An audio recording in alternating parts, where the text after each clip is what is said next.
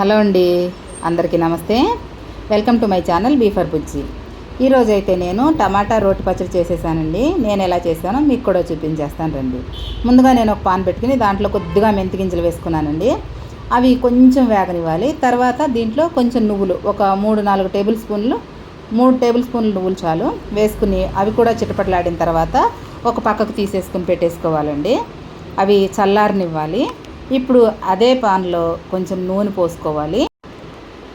నూనె వేడెక్కిన తర్వాత ఇందులోకి కట్ చేసి పెట్టుకున్న పచ్చిమిరపకాయలు అలాగే కొంచెం కరివేపాకు వేసుకోవాలండి. ఈ కరివేపాకు పచ్చిమిరపకాయలు బాగా వేయించుకోవాలి. వేగిన తర్వాత వీటిని కూడా సపరేట్గా ఒక ప్లేట్లోకి అయితే తీసి పెట్టేసుకోవాలండి. టమాటా పచ్చడి అయితే మాత్రం ఇలా చేసుకుంటే చాలా సూపర్గా ఉంటుంది. మీరు ప్రాసెస్ అంతా చూసిన తర్వాత మీకు నచ్చితే మీరు కూడా ఒకసారి ట్రై చేసి చూడండి. నచ్చితే కాదు, ఖచ్చితంగా నచ్చుతుంది అనమాట. సో ఇప్పుడైతే నేను మిగిలిన నూనెలో టమాటా ముక్కలు అయితే వేసుకుంటున్నాను. ఏదో వీడియో కోసం అలా రౌండ్గా కనపడాలి, నీట్గా కనపడాలని అలా పెట్టాను, కానీ మీరు ముక్కలుగా కోసేసుకోవచ్చు. ముక్కలుగా కోసేసుకునే టమాటా ముక్కల్ని బాగా వేయించేసుకోవాలండి మెత్తబడే వరకు. నాకైతే మా పిల్లలు కాలేజీకి వెళ్ళిపోతారు.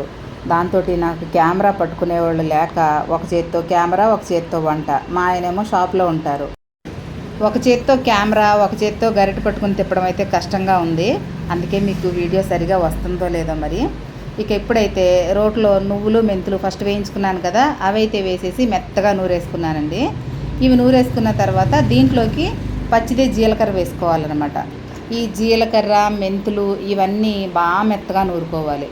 ఇవన్నీ నూరుకున్న తర్వాత దీంట్లోకి పచ్చిమిరపకాయలు అలాగే వెల్లుల్లి రెబ్బలు ఒక 4-5 ఒలిచి పెట్టుకున్నాను కదా ఫస్టే నేను, అవి కూడా వేసేసి పచ్చిమిరపకాయ కూడా కొంచెం ఉప్పు వేసుకుని మెత్తగా దంచుకోవాలండి.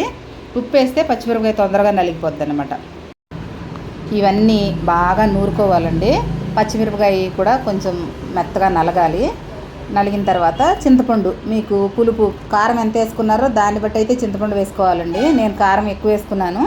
సో చింతపండు కూడా నలిగిపోయిన తర్వాత టమాటా ముక్కలు వేసేసుకుని, టమాటాలను అయితే మరీ మెత్తగా నలిపేయకూడదు, అవి మామూలుగా నలిగితే చాలు. మొత్తం అంతా మనకి ఓవరాల్గా పచ్చడి ఎలా ఉండాలంటే బరకగా ఉండాలన్నమాట. మరీ పేస్ట్ లాగా అయిపోకూడదు. రోటి పచ్చడి ఎప్పుడు ఇలా బరకగా ఉంటేనే రుచి. ఇప్పుడైతే దీన్ని ఒక ప్లేట్లోకి తీసేసుకుంటున్నాను సపరేట్గా. ఒక ప్లేట్లోకి తీసేసుకుని నీట్గా ఆవాలు జీలకర్ర వేసి కరివేపాకు ఎండుమిరపకాయలు వేసి తాలింపు అయితే వేసేసుకుంటానండి నేను. తాలింపు వేసుకుంటే ఇంకా బాగుంటుంది. ఈ రోట్లో ఇలాగే మనం ఈ పచ్చడి నూరిన తర్వాత దీంట్లో కాస్త అన్నం వేసుకుని కలుపుకుని తింటే అది కూడా చాలా టేస్టీగా ఉంటుంది. కాకపోతే మా పిల్లలందరూ కాలేజీకి వెళ్ళిపోయారు. సో నాకు అంత టైం లేదు, నేను కూడా షాప్కి వెళ్ళాలి కదా. అందుకని గబగబా నేనైతే చట్నీ సపరేట్గా తీసేసుకుని తాలింపు అయితే వేసేసుకున్నాను.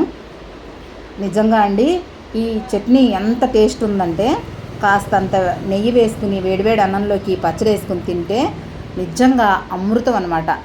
అసలు ఇంక వేరే కూరలు కూడా అవసరం లేదు. పచ్చడి ఇష్టపడిన వాళ్ళు ఎవరుంటారు చెప్పండి? మన ఆంధ్ర వాళ్ళకి అయితే ఖచ్చితంగా పచ్చళ్ళు అయితే ఉండాల్సిందే. పచ్చడి లేకుండా ముద్ద దిగదు. అది ఊరగాయ అవనివ్వండి, నూరిన పచ్చడి అవనివ్వండి, అవునా కదా? మీకు కనుక నేను చేసిన ఈ చట్నీ నచ్చితే నా వీడియోని లైక్ చేసుకుని, నా ఛానల్ కనుక మీరు ఇంతవరకు సబ్స్క్రైబ్ చేసుకున్నట్లయితే ప్లీజ్ ఇప్పుడే వీడియో లైక్ చేసుకుని ఛానల్ సబ్స్క్రైబ్ చేసుకుని నన్ను సపోర్ట్ చేయండి ప్లీజ్. చట్నీ చూసారా ఎంత కలర్ఫుల్గా కనపడుతుందో? నిజంగా అండి చాలా బాగుంది. ఒక్కసారి ట్రై చేసి చూడండి. మరో వంటకంతో మళ్ళీ కలుద్దాం.